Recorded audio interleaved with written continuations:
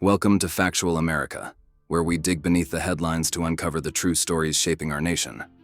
Today, we're pulling back the curtain on one of the most controversial and long-reaching secrets in modern media history: how the CIA helped shape today's news. From clandestine operations in the mid-20th century to the ever-evolving relationship with mainstream media, the truth is more mind-bending than fiction.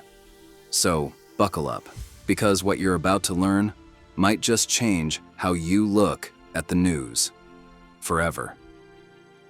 Let's be honest, when most Americans hear CIA, they think of shadowy agents sneaking around foreign capitals or black helicopters hovering over jungles. But the Central Intelligence Agency's real influence extends far beyond spy games and movie plots. For decades, the CIA's fingerprints have been found in a place you might least expect: inside the newsrooms and editorial boards of some of the world's biggest media outlets. It all began in the early days of the Cold War. America was locked in an existential struggle with the Soviet Union, not just militarily, but in the battle for hearts and minds. Information was a weapon, and the spread of ideas could be just as significant as the deployment of soldiers or missiles. Enter Operation Mockingbird, one of the most controversial and covert projects in CIA history. Operation Mockingbird was launched in the late 1940s and persisted into the 1970s. Its aim? To influence media at home and abroad by enlisting journalists and media owners, sometimes wittingly, sometimes not, to spread specific messaging deemed essential to the security interests of the United States. Big names like Time, Life, the New York Times, CBS, and others have all, at times, found themselves tangled in the web of CIA operations. But let me hit you with a twist. For years, official channels denied any such program existed. It wasn't until the mid-1970s, during the infamous Church Committee hearings in Congress, that the American public got a glimpse of how deep the rabbit hole went. Testimonies revealed that at its height, the CIA had recruited hundreds of American journalists, some on salary, others on retainer, to pump out stories, spin foreign coverage, or simply kill unflattering reports.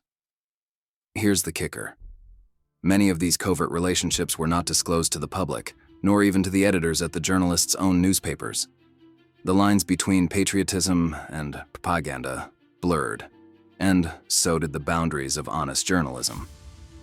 Some journalists rationalized their cooperation as serving their country during an existential crisis.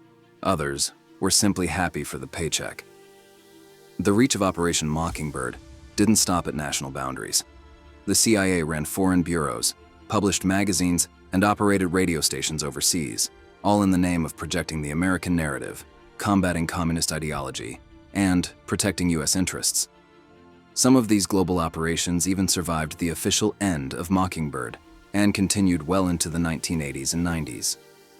Let's take a step back and consider the motive.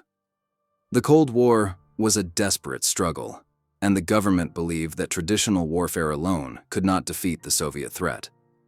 The power to inform, misinform, suppress, or amplify stories was an irresistible asset.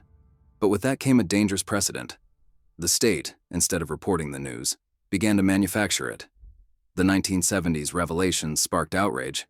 American citizens who trusted the evening news as the nation's most reliable narrator suddenly had to reckon with the possibility that what they saw was not always the unvarnished truth. The press, supposedly the Fourth Estate, tasked with holding power to account, appeared sometimes to be in cahoots with the very agencies they were meant to scrutinize.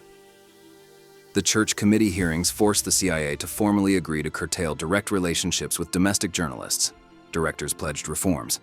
Editorial guidelines were introduced in major newsrooms. But here's the second twist. Influence doesn't always require formal contracts. Old habits die hard, and so do shadowy connections. After the 1970s, the relationship between intelligence agencies and the press became more nuanced. With financial incentives gone, influence shifted toward information control, access to briefings, strategic leaks, and behind-the-scenes backgrounders offered as golden tickets for journalists eager to get a scoop. The press, hungry for exclusives, sometimes traded critical scrutiny for access, a deal with the devil if there ever was one. In the 1980s and 90s, Covert media management got a facelift thanks to the digital age. Intelligence agencies, including the CIA, increasingly leverage new technology to shape narratives, both at home and abroad.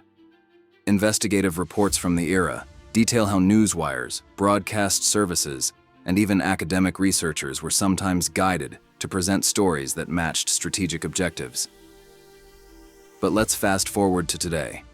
In 2024, the media landscape is vastly different from the days of typewriters and teletypes. Social media platforms, 24/7 news cycles, and citizen journalism have broken the old monopolies. The average American consumes more news from independent channels, YouTube, Twitter, X, and podcasts, than from the big three networks. You might think the days of government influence are long gone. But is that really the case? The truth is, the methods of influence have simply adapted. Intelligence agencies still court journalists, but now they also cultivate influencers, pundits, streamers, and online writers. Leaks are carefully seeded. Anonymous sources provide juicy details, but always with a spin. Rather than outright buy off writers, today's goal is to shape the Overton window, the range of ideas the public finds acceptable. Disinformation campaigns are no longer confined to the pages of foreign newspapers. Recent investigations have shown that both governmental and non-governmental actors, sometimes aligned with intelligence interests, run shadow networks of social media bots, AstroTurf campaigns, and meme factories that inject certain narratives straight into the public consciousness. Remember the old days of being told, "Trust but verify"? Today, the message seems to be, "Trust us. It's complicated." Enormous resources are poured into counter disinformation. Efforts, many of which have undisclosed ties to the very agencies originally caught manipulating the news. Here's another twist. Some of the very watchdogs meant to protect against misinformation or fake news sometimes receive government funding. Nonprofits and research centers can quietly align with national security goals, further blurring the line between independent journalism and state-sponsored messaging. Let's zoom in on a concrete example. In recent years, major storylines about foreign adversaries, domestic unrest, and election integrity have been traced to coordinated information operations involving intelligence agencies. Whistleblowers and leaks have occasionally exposed concerted efforts to nudge public opinion in strategic directions. Sound familiar? It's the playbook of Operation Mockingbird, rebooted for the TikTok generation. At the same time, legitimate threats do exist. Foreign actors are exploiting social media to spread confusion, and the American public is more polarized than ever. Here's the gray area. While some government efforts to counter foreign disinformation may be justified, the risk is always that these tools become weaponized to steer domestic debates or silence dissenting voices. So, after all that, what's the takeaway? It's not that every news story you see is secretly written by Langley, or that American journalists are all CIA stooges. But the historical record is clear. Intelligence agencies have always seen the media as a battlefield, and at critical moments, they have taken extraordinary steps to tip the balance. The legacy of this secret war on information is still with us. Every time you read a story, see a viral video, or retweet a meme, you become an unwitting player in a decades-old contest for hearts and minds. The least we can do is demand transparency, accountability, and a healthy skepticism. Values the founders of this country held dear.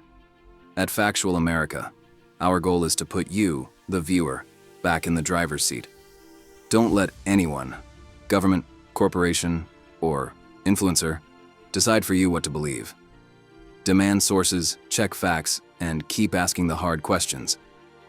If the last 70 years have taught us anything, it's that democracy depends on a free and fearless press, and an informed, vigilant public. So, what do you think? Did this history surprise you, or did you always suspect something was up with the news? Drop your thoughts in the comments below. Let's get a real conversation going. And if there's another secret part of American history you'd like us to cover, let us know. Hit subscribe, ring the bell, and stay tuned for more at Factual America, where truth is always the headline.